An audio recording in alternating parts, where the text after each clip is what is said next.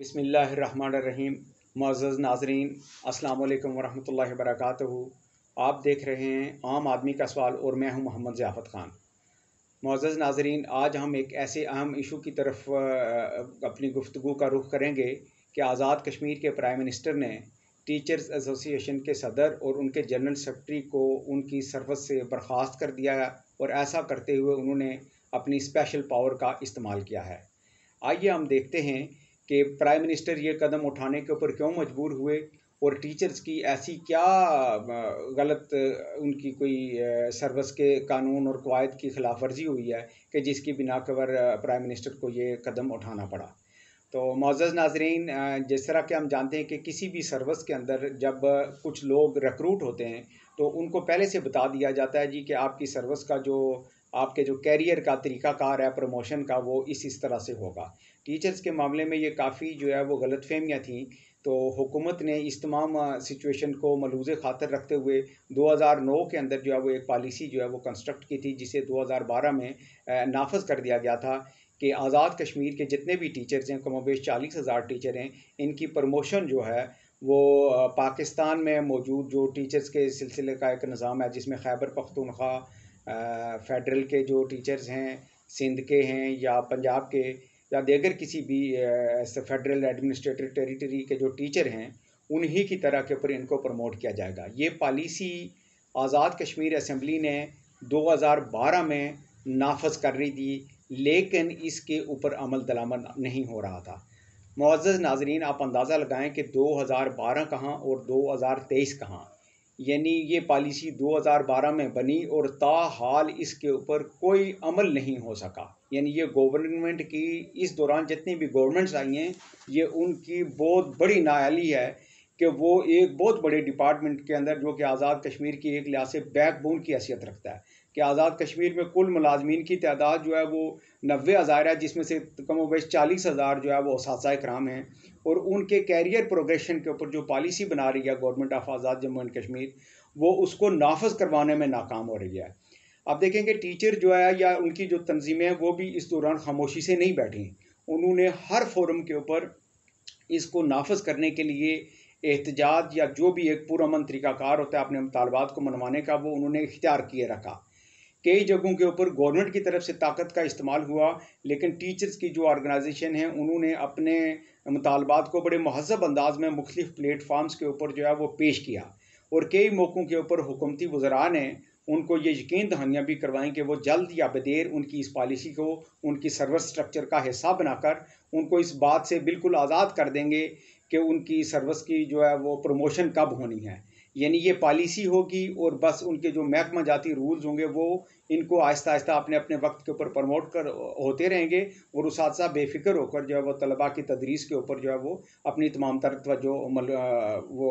रखेंगे। लेकिन इन तमाम तर यकीन जहानियों के बावजूद 2012 और 2023 ये कमो बेश आप समझ लें कि 12-14 साल का जो है ना ये ड्यूरेशन बनता है, जिसके अंदर हुकूमत आज़ाद कश्मीर अपने महकमे जो कि उसकी एक लिहाज से बैकबोन है, उसको ये पॉलिसी उसके ऊपर नाफज़ नहीं कर सकी।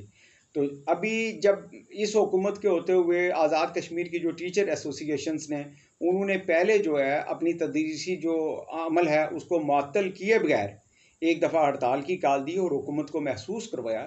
कि अगर आप हमारी इस पॉलिसी को इतने लंबे अरसे से नाफज़ करने में नाकाम हुए हैं तो हम हड़ताल पर जा सकते हैं। इसका हुकूमती वक्त के ऊपर कोई ख़ासा असर ना हो सका, जिसकी बुनियाद के ऊपर टीचर्स ने अक्रॉस द कश्मीर जो है वो अपनी तदरीसी सरगर्मियाँ मुअत्तल करके वो एक दफ़ा मुज़ाहरे के अंदर आ गए और फिर उन्होंने बताया गवर्नमेंट को कि हम इदारों को बंद कर देंगे अगर आप हमारी इस एक इंतहाई हसास मसले की तरफ तवज्जो नहीं देंगे। इसी तरह टीचर के जो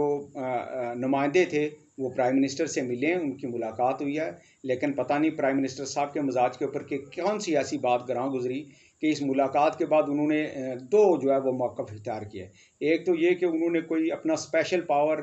जो है वो इस्तेमाल करते हुए जो टीचर ऑर्गेनाइजेशन के सदर और उनके जनरल सेक्रेटरी थे उनको अपनी सर्विसों से बर्खास्त कर दिया और दूसरी तरफ उन्होंने ये कहा है जी कि चूँकि इस वक्त हमारे पास पैसे नहीं हैं तो हम आपका ये मुतालबा जो है ये अपग्रेडेशन का ये हम पूरा नहीं कर सकते। हज़रत नाज़रीन, ये एक बड़ा ही खुला किस्म का तज़ाद है प्राइम मिनिस्टर का।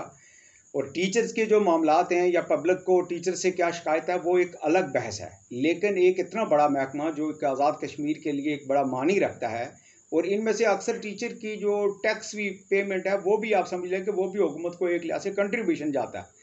तो इतने बड़े महकमे को और उनके नुमाइंदों को सर्विस से बर्खास्त करके कमोबेश 40,000 मुलाजमीन को अदम तहफ़्फ़ुज़ का शिकार करना, ये हमारी नस्लों के साथ खिलवाड़ करने के मुतरादिफ है। जनाब प्राइम मिनिस्टर, अगर आप अपने इस बात के अंदर सच्चे हैं कि आपके पास फंड नहीं है, तो ज़रा ये इरशाद तो फरमा दीजिए कि ये जो 40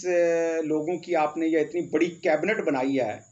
इनके खर्चे आप कहाँ से लेकर आएंगे? और दूसरा, जितने भी आपने एक कानून पास किया है जी कि फ़लाँ प्राइम मिनिस्टर जो किसी ज़माने में एक दिन भी कोई वज़ीर आज़म रह चुका है तो उसको जो वीगो डाले आप दे रहे हैं, क्या ये वीगो डाले हमारी जो नस्ल है उसकी तालीम और तरबियत से ज़्यादा आगे चले गए कि आप उन वीगो डालूं और ब्यूरोक्रेसी के मारात के ऊपर पाबंदी लगाकर इस महकमे को जो है वो नहीं नवाज सकते?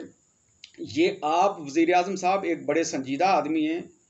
वज़ीर आज़म का ओहदा कोई मामूली ओहदा नहीं होता, और इसी तरह टीचर जो है वो एसोसिएशन जो आपकी तंजीमें हैं, इनका जो सदर और जनरल सेक्रेटरी हैं, ये भी कोई मामूली आदमी नहीं है। आप दोनों इंटेलेक्चुअल्स हैं, आप पढ़े लिखे लोग हैं, आप बैठकर इस मसले का बेहतरीन हल करें। वैसे अगर मसले की नज़ाकत को देखा जाए तो आपने वो कानून बनाया ही क्यों